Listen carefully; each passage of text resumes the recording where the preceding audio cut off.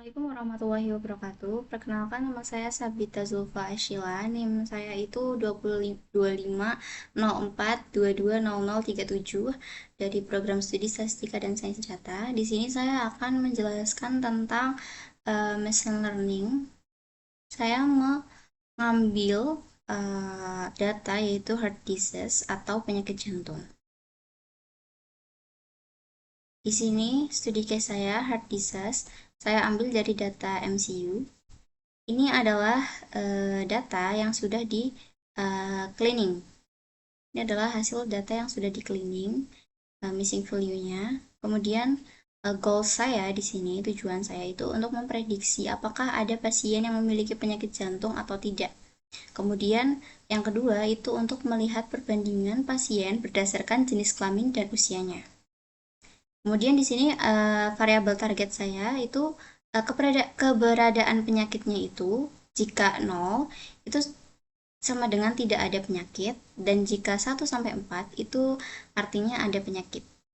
Kemudian variabel prediktornya itu ada usia, jenis kelamin, tipe nyeri dada atau CP, tekanan darah istirahat atau TRES BPS, kolesterol serum atau CHOL, gula darah puasa atau FBS, hasil EKG istirahat atau rest stage, detak jantung maksimal atau TALAJ, angina akibat olahraga atau EXANG, deskripsi ST atau old back, jumlah pembuluh darah besar, diameter yang diekspos, TAL atau tipe kelainan darah. Di sini ada 13 variable. Step 1, import library dan load dataset. Di sini di langkah pertama ini saya akan mengimport library dan load datasetnya. Ini kita salin tempel dari data ini. Kita install package datanya yang sudah disediakan. Kemudian di sini kita import beberapa library. Import pandas atau aspd, numpy kita namakan sebagai np, seborn kita namakan sns, matplotlib ini sebagai plt. Kemudian dari ini kita import seperti ini dan lain sebagainya itu. Kemudian ini kita salin kembali untuk import dari datasetnya untuk codingan kita yang sudah disediakan dari datanya di sini, dan ini adalah hasil dari runningnya. Ini adalah data-datanya. Kemudian step kedua itu data cleaning. Di step kedua data cleaning ini kita memastikan data bersih dan valid sebelum kita analisis. Cangkupannya itu adalah yang pertama hapus duplikat, yang kedua menangani outlier, kemudian yang ketiga itu menangani inkonsistensi format. Setelah mengimport library dan datasetnya, kita akan mengcleaning atau membersihkan datanya terlebih dahulu. Pertama kita cek dulu info datanya, apakah terdapat kesalahan atau missing value-nya. Di sini jumlah datanya adalah 303, namun tidak semuanya ini berjumlah 303. Di sini terdapat dua kolom yang tidak memiliki jumlah 303. Kemudian kita cek data nulnya. Ternyata di sini kelihatan dua data yang missing value ini. Kemudian kita hapus dulu baris yang mengandung missing value. Kita hapus kolomnya terlebih dahulu. Kemudian kita cek duplikasi. Di sini cek duplikasi, ternyata duplikasinya 0, maka tidak perlu untuk menghapus duplikasi kolomnya. Kemudian ini optional, ganti nama kolom agar lebih rapi. Kemudian di sini memastikan dulu bahwa kolom target itu bertipe integer. Jika kolom target adalah integer dari 0 sampai 4, maka kita ubah menjadi binar. Di sini targetnya itu jika datanya udah numerik, lambda x itu sama dengan 1. Data sama dengan 1 itu menandakan jika x-nya itu lebih dari 0. Jadi 1, 2, 3, dan 4 itu ditandakan oleh lambda X sama dengan 1. Kemudian selain itu, maka dia itu ditandakan dengan 0. Karena yang terdapat hanyalah 0 sampai 4, maka jika 0, maka dia 0. Kemudian di sini kita cek hasil konversi. Hasilnya di sini tipenya itu integer, kemudian targetnya itu yang 0 atau yang tidak memiliki atau yang tidak memiliki penyakit jantung itu ada 160. Kemudian untuk 1 menandakan iya atau memiliki penyakit jantung itu terdapat jumlah 137. Kemudian di sini ada menampilkan data frame yang sudah dibersihkan. Kemudian di sini kita cek data frame infonya sudah bersih semua 3, yaitu EDA atau Exploratory Data Analysis. Ini adalah analisis awal untuk memahami pola, tren, dan hubungan antar variabel. Cakupannya itu statistika deskriptif, kemudian visualisasi distribusi, kemudian analisis korelasi, dan segmentasi berdasarkan kategori. Pertama, distribusi target. Kita memvisualisasikan distribusi yang menandakan 0 itu sama dengan tidak memiliki penyakit jantung dan 1 itu adalah memiliki penyakit jantung. Presentasenya, target 0 atau tidak memiliki penyakit jantung itu kisaran 53,8% dan untuk yang 1 atau memiliki penyakit jantung itu ada sekitar 46,1%. Tipe datanya itu float, hasil exploratory data analysis.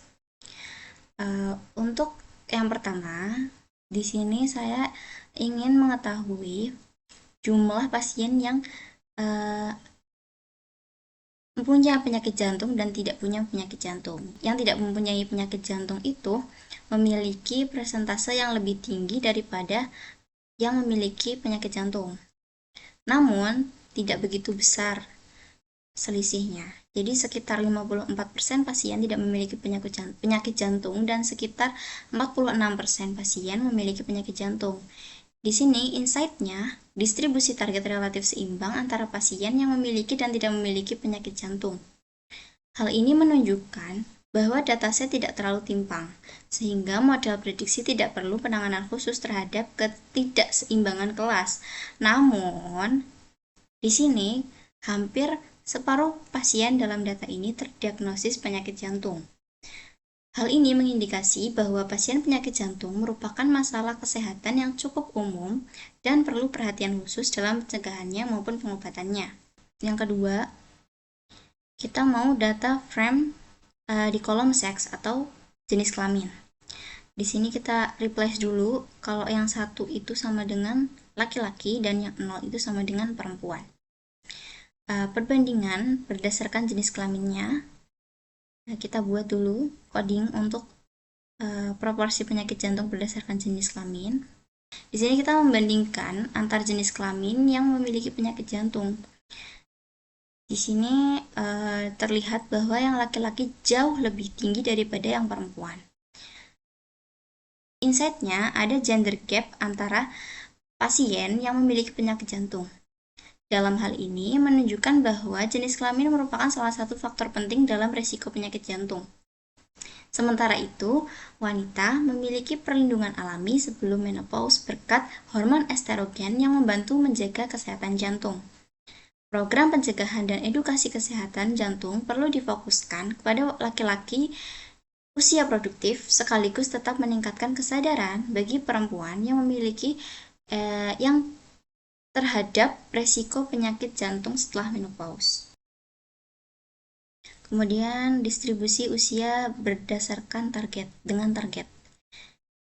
Di sini untuk memvisualisasikan targetnya menggunakan PLT figure. Ini ukuran dari figurnya itu 10,6. Kemudian untuk melihat histogram datanya, distribusi usia berdasarkan kategori targetnya. Di sini terdapat dua garis. Yang pertama, yang garis merah ini menandakan bahwa ini distribusi usia pasien yang memiliki penyakit jantung. Kemudian untuk yang biru ini adalah distribusi pasien yang tidak memiliki penyakit jantung. Didapatkan bahwa pasien dengan penyakit jantung cenderung mulai meningkat setelah usia 55 tahun. Di sini naik, kemudian mencapai puncaknya di sekitar 60 tahun. Kemudian yang kedua, usia 40 tahun hingga 55 tahun dengan puncak sekitar 50 tahun didominasi oleh pasien yang tidak memiliki penyakit jantung.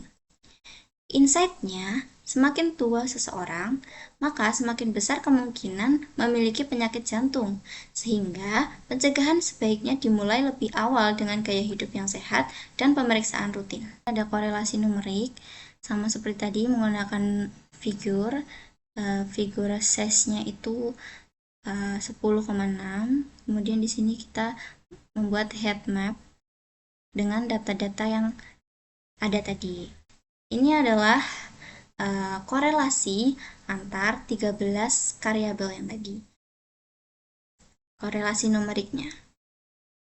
Di EDA yang tadi, yang pertama target.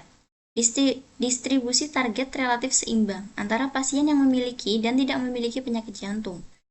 54% pasien tidak memiliki penyakit jantung dan 46% pasien memiliki penyakit jantung. Untuk gender, proporsi laki-laki yang memiliki penyakit jantung jauh lebih tinggi dibandingkan perempuan.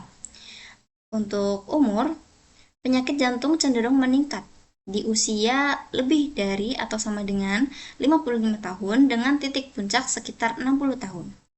Semakin tua seseorang, semakin besar pula kemungkinan memiliki penyakit jantung. Kemudian step keempat yaitu modeling dan evaluasi model. Ini menggunakan algoritma untuk melatih model dari data yang sudah siap. Cakupannya yaitu pertama kita import dulu data-datanya, import model yang telah disediakan. Kita import data di sini dari yang disediakan oleh coding ini kita import semuanya, kode-kode yang diperlukan untuk modeling dan evaluasi model. Terus kita ketik target call itu sama dengan numerik. Yang pertama itu kita memisahkan variabel X dan Y. Kemudian memisahkan data train dan data testing. Data train itu adalah bagian dari dataset yang digunakan untuk melatih model, yaitu membantu model mempelajari pola dan hubungan antar variabel input dan variabel targetnya. Kemudian yang kedua ada data test. Data test itu adalah bagian dari dataset yang tidak digunakan untuk mengukur kemampuan model dalam memprediksi data baru. Akan scaling dulu menggunakan standar scalar agar semua fitur memiliki skala yang sama, mencegah fitur dengan nilai besar, dan mendominasi fitur yang bernilai kecil. Kemudian kita menguji 5 model machine learning yang umum digunakan untuk klasifikasi. Pertama, logistic regression. Yang kedua itu ada KNN atau melihat tetangga terdekat. Kemudian ada decision tree atau if-else rules, memakai if-else rules. Kemudian di sini ada random forest, yaitu gabungan dari beberapa pohon dan kemudian voting. Di sini ada SFM atau mencari garis Hyperpien optimal.